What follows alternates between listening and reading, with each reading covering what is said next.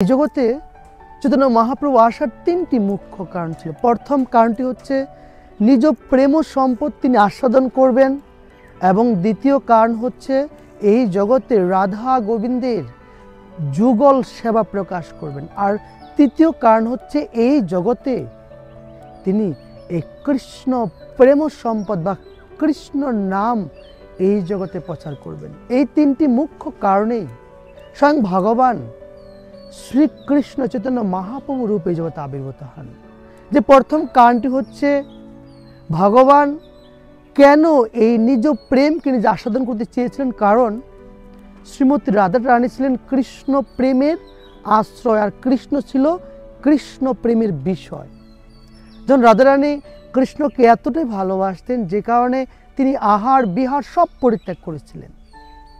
আর কৃষ্ণ এই রাধা যে কি আনন্দ পেতে কৃষ্ণকে ভালোবেসে সে কৃষ্ণ বুঝতে পারেনি। কেন পারেননি? কারণ কৃষ্ণ ছিল কৃষ্ণ প্রেমের বিষয়।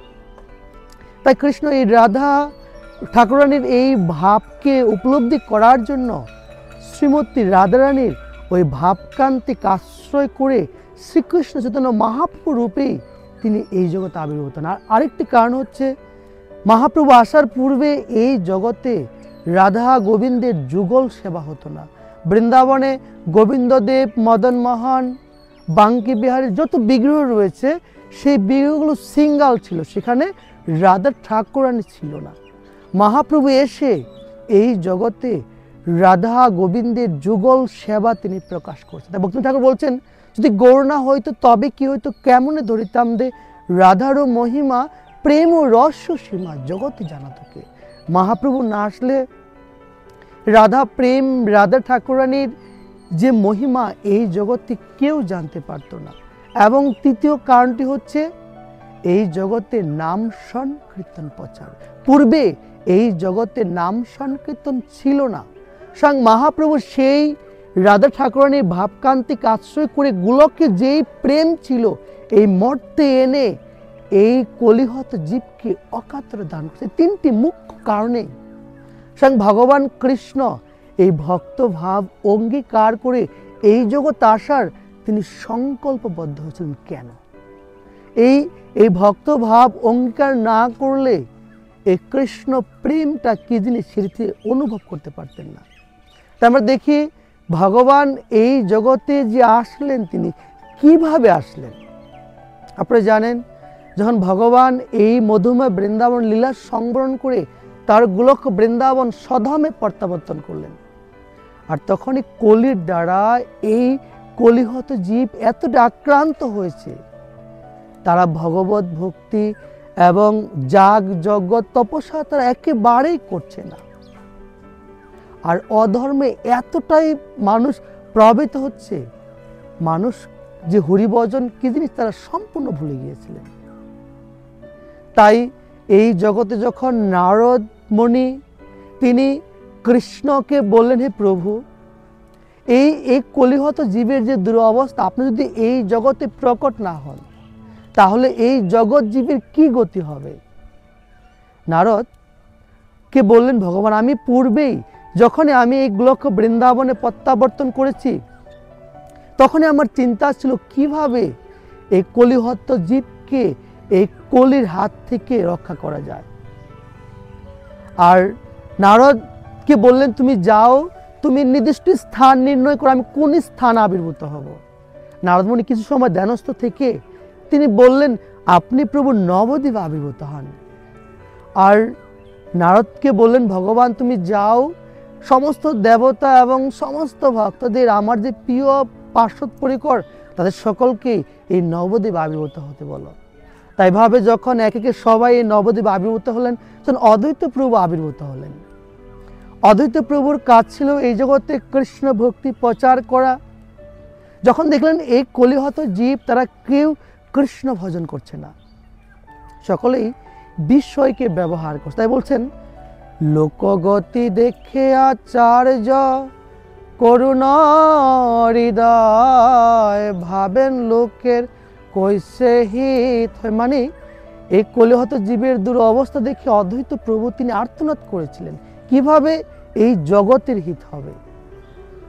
এবং অদ্বৈতবাবু দেখলেন যে কলিহত জীব তারা এতটাই তাদের অবনতি হয়েছে, তারা কেউ কেউ পাপ করেও এই জগতে সুখভোগ করছে, কেউ আবার পুণ্য করেও সুখভোগ করছে, কিন্তু যে জন্ম মৃত্যু জরা ব্যাধি এ থেকে পরিত্রাণ পাওয়ার জন্য কারোই কোনো ইচ্ছে নেই, কারো কোনো বাসনা নেই। তাই বললেন যদি আমরা কৃষ্ণ ভক্তি না করি, যে জন্ম মৃত্যু জরা ব্যাধি আমরা থেকে পরিত্রাণ পেতে পাই না। তাই বলছেন কৃষ্ণদাস কবির সম্পাদ, কেহ পাপে কেহ পুণ্যে করে বিস্ময় ভোগ, কৃষ্ণ ভক্তি গন্ধহীন তাহে যাহে ভব। মানে এই জগতে কেউ পাপ করে বিষয় ভোগ করছে, আবার কেউ পুণ্য করেও বিষয় ভোগ করছে।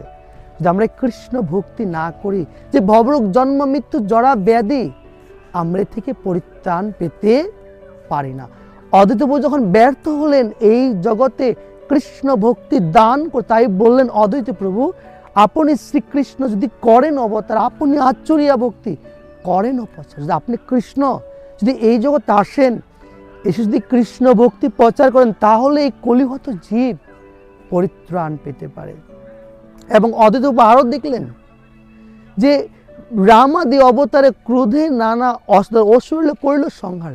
রাম তিনি রাবণকে হত্যা করেছেন, কৃষ্ণ তিনি কংসকে হত্যা করেছেন, কিন্তু এই যুগে যে ভগবান আসবেন তিনি কিভাবে আসবেন? এবে অসনাদে প্রাণে কাউকে না মারিবে, চিত্ত শুদ্ধি করিবে সবার। এবার মহাপ্রভু যে আসবেন তিনি অস্ত্র ধারণ করবেন, কাউকে প্রাণে হত্যা করবেন। কি করবেন? যুগ ধর্ম প্রবর্তায় মোর নাম সংকীর্তন চারি ভাবের, ভক্তি দিয়া নাচাই মো ভুবন আপনি, করিব ভক্ত ভাব অঙ্গীকার আপনি আচরিয়া ভক্তি শিক্ষায় মো সবার। মানে ভগবান বলছেন আমি এই কলি যুগ আবির্ভূত হয়ে আমি 4টি ভাবের ভক্তি দান করব। বহুকাল নাহি করি প্রেম ভক্তি দান, প্রেম বিনা নাহি জগতের স্থান। এই কলিহত যে প্রেম ছাড়া কিছুতেই আমাকে লাভ করতে হবে। আমি কি করবো? এই কলিহত জীবকে আমি কৃষ্ণ প্রেম দান করে উদ্ধার করব, এবং তার হৃদয়ে যে অসত্য ভাব এই কৃষ্ণ প্রেম দান করার মাধ্যমে সেটি বিনাশ করব। তাই মহাপ্রভু এরূপ আসার তার বিশেষ কারণ হচ্ছে 4টি ভাবের ভক্তি দান করবেন, দাস্য সখ্য বাৎসল্য মাধুর্য এবং যুগধর্ম প্রবর্তন। সেটি কি? হরে কৃষ্ণ কৃষ্ণ কৃষ্ণ হরে হরে, হরে রাম রাম রাম হরে হরে। তাই ভগবান কৃষ্ণ তার স্বধাম গোলক বৃন্দাবন থেকে তিনি প্রতিশ্রুতি দিচ্ছেন এই জগতে তিনি কি কি করবেন। তা আমরা নেক্সট ক্লাসে জানবো মহাপ্রভু তার মাতৃ হৃদয়ে কিভাবে আসলেন এবং কত মাস তার মাতৃ হৃদয়ে ছিলেন, তিনি কিভাবে এই জগতে প্রকট হলেন। তা আপনারা অবশ্যই নেক্সট ক্লাসে জানতে পারবেন মহাপ্রভুর যে আবির্ভাবের রহস্য। আপনাদের সকলকে সঙ্গে থাকার জন্য অসংখ্য ধন্যবাদ। হরে কৃষ্ণ।